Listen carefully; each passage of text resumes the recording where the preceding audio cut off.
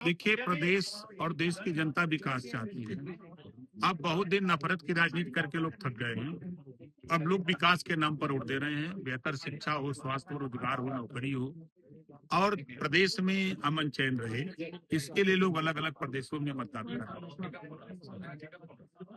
इस समय 3 राज्यों में चुनाव हो रहे हैं, संपन्न हो रहे हैं। किस तरह से आप देखते हैं कि आपको देखिए, पूरे देश में अगर आप अध्ययन करेंगे, राजस्थान चुना हुआ एनडीए की सरकार, हरियाणा हुआ एनडीए की सरकार, महाराष्ट्र हुआ एनडीए की सरकार, दिल्ली हुआ एनडीए की सरकार, बिहार हुआ एनडीए की सरकार।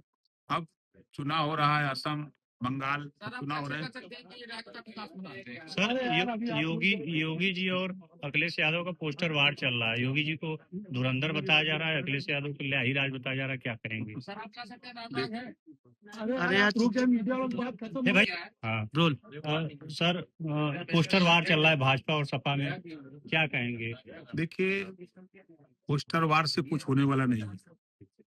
जनता अमन चैन चाहती है, विकास चाहती है, बेहतर शिक्षा कैसे हो, रोजगार कैसे मिले, नौकरी कैसे मिले, इसके लिए जनता परेशान रहती है। तो जो पोस्टर वार हो रहा है, अगर उस पर अध्ययन करिए तो सपा की गवर्नमेंट में दंगे हुए, 1000 दंगे हुए, 1200 जन की हानि हुई। 9 साल से योगी जी की सरकार है, एक भी दंगा नहीं हुआ, न कहीं जन की हानि हुई। तो अब इसी से लोग पोस्टर निकाले हैं। पोस्टर लगाने वाले, बनाने वाले अगर पढ़ा लिखल रहता तो सही हो लिखता कि भाई योगी जी के राज में को दंगा नहीं, बल कहीं कर्फ्यू नहीं लगल। सपा के अखिलेश जी के राज में दंगा होता रहे, कर्फ्यू लगत रहे। मुजफ्फरनगर में जो लोग मार काट हो रहा है, लोग मर रहे हैं, ISFI में नाच देख रहे हैं, तो निकाले पोस्टर। पोस्टर लगाने वाले लोग सही बात क्यों नहीं निकालते हैं? मुजफ्फरनगर दंगे में लोग मारे जा रहे हैं, भाग रहे हैं, गांव छोड़ के पलायन हो रहा है, और ये लोग नाच देख रहे हैं। मुख्यमंत्री आई जी अखिलेश यादव जी। सपा का प्रतिनिधिमंडल जो है अधिकारियों से मिल रहा हो, कह रहा है कि भाजपा की एक चाल है जो पोस्टर वार चल रहा है। भाजपा लगा रहे हैं कि सपा के लोग लगा रहे हैं? सर, आज डिप्टी सीएम आए थे, उन्होंने जो है सपा पे निशाना साधते हुए कहा कि गुंडा माफियाओं का राज रहा है आजमगढ़ में। क्या कहेंगे? सही कहा उन्होंने।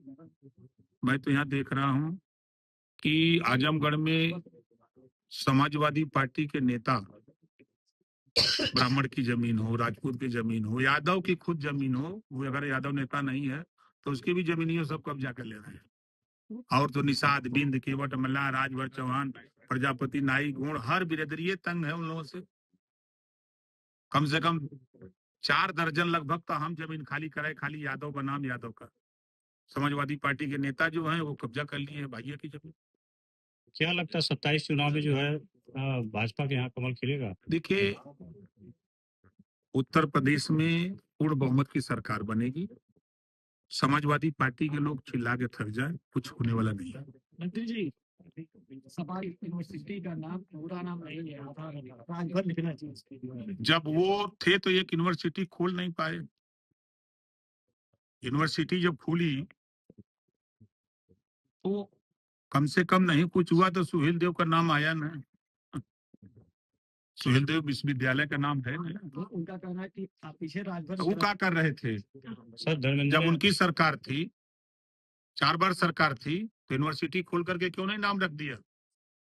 हम पूछ रहे हैं कि धर्मेंद्र हो चाहे परमिंदर हो, अभी शौकत अली ने बयान दिया है राजभर महाराजा सुहेल देव पर, उस पर अखिलेश जी का बयान आया।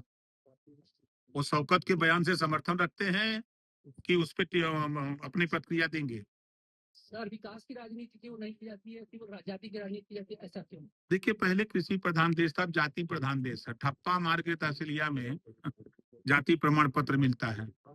टिकट बढ़ता है तो जाति देख करके, मंत्री बनते हैं तो जाति देख करके, हर काम तो जाति। अब जो नौकरी में फार्म मिलता है उसमें भी कॉलम लिखा रहता है कि जाति, उपजाति, कुल भरिए। सर, अरे भाई, हम लोग तो जाति विहीन समाज के स्थापना के लिए लड़ाई लड़ते हैं, लेकिन अब एक आदमी लड़ रहा है, 1000 आदमी दौड़ा रहा है कि नहीं जतिए नहीं तो क्या करेंगे। धर्मेंद्र यादव का आरोप है कि एयरपोर्ट जो है आजमगढ़ की बदहाली है, क्या सरकार ध्यान नहीं दे रही? अरे उनकी सरकार थी तो वो क्या कर रहे थे? दिल्ली में वो सांसद है ना, तो दिल्ली में क्यों नहीं एयरपोर्ट की बात करते? चलिए, एयरपोर्ट तो बन रहे हैं, अंतरराष्ट्रीय एयरपोर्ट बन गया जेवर में। मजा लें, बैठे उड़े एकदम खटाखट। ठीक है